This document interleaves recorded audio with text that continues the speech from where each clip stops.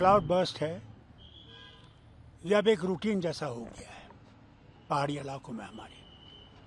वो उत्तराखंड हो, वहाँ भी आपने देखा कितना नुकसान हुआ था। 400 के करीब ज़ख्मी है और फ़ौरन उनको चाहिए कि हेलीकॉप्टर आ सके।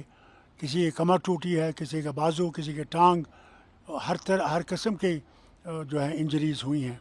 गांव को काफ़ी नुकसान हुआ है, मंदिर के इलाके में नुकसान हुआ है।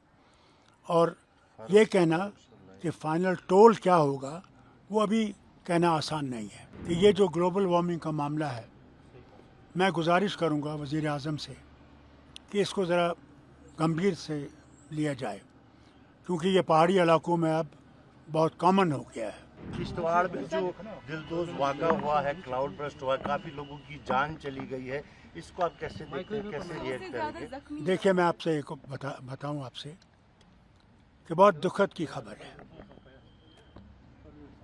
ये जो क्लाउड बर्स्ट है ये अब एक रूटीन जैसा हो गया है पहाड़ी इलाकों में हमारे। वो उत्तराखंड हो, वहाँ भी आपने देखा कितना नुकसान हुआ था।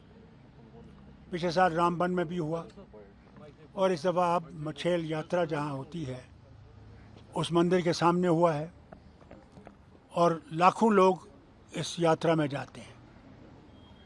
तो सही बात तो ये है कि कितने वहाँ पे मृत्यु हुई है, कितने वहाँ पे ज़ख्मी है। अभी मुझे एक साहब ने फ़ोन किया, उन्होंने तो मुझे कहा कि 400 के करीब ज़ख्मी है और फ़ौरन उनको चाहिए कि हेलीकॉप्टर आ सके। किसी की कमर टूटी है, किसी का बाजू, किसी की टांग, हर किस्म की जो है इंजरीज़ हुई हैं। और मौसम भी सही नहीं है, मगर हम उम्मीद करेंगे कि एयरफोर्स के हेलीकॉप्टर जा सकें और इन ज़ख्मियों को वहाँ से निकाल सकें। कितनी वहाँ पे गांव को काफ़ी नुकसान हुआ है, मंदिर के इलाके में नुकसान हुआ है। और ये कहना कि फ़ाइनल टोल क्या होगा वो अभी कहना आसान नहीं है, क्योंकि इस वक्त वो सब लगे हुए हैं रेस्क्यू ऑपरेशन में। किसी तरह से लोगों को बचाया जाए, उनको सेफ जगहों पर लिया जाए, और हम उम्मीद करते हैं कि ऊपर वाला बचाएगा लोगों को, और हम उम्मीद करें कि डेथ टोल कम हो। मगर सही खबर आपको मैं समझता हूँ 2-3 घंटों के बाद आएगी, क्योंकि इस वक्त सारे वो वहाँ के गांव के लोग, वहाँ पे जितने भी बाकी अफसर लोग और बाकी मदद करने वाले हैं, वो लगे हुए हैं बचाने में। और मैं उम्मीद करता हूँ कि इनकी मदद से काफ़ी लोग बच जाएंगे।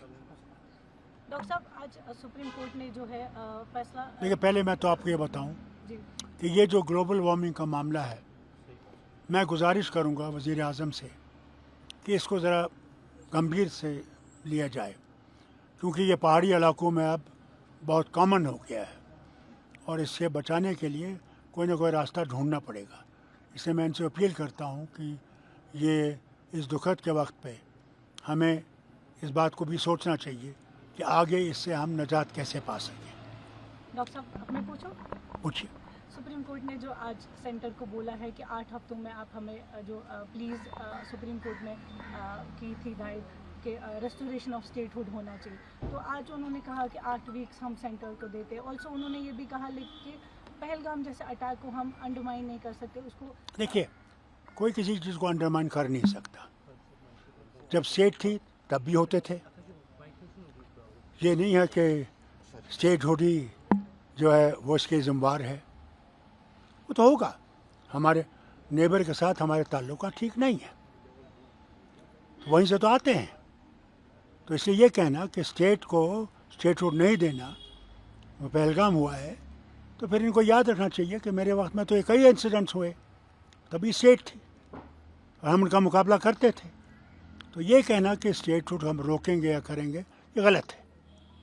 यहाँ लोगों की उम्मीदें हैं कि सुप्रीम कोर्ट इसी तरफ देखेगी और हमें अपना हक वापस करेगी, जिसका वादा गवर्नमेंट ऑफ इंडिया ने भी किया है, पार्लियामेंट में भी किया है, और पार्लियामेंट से बाहर भी किया है, और सुप्रीम कोर्ट में भी कहा है।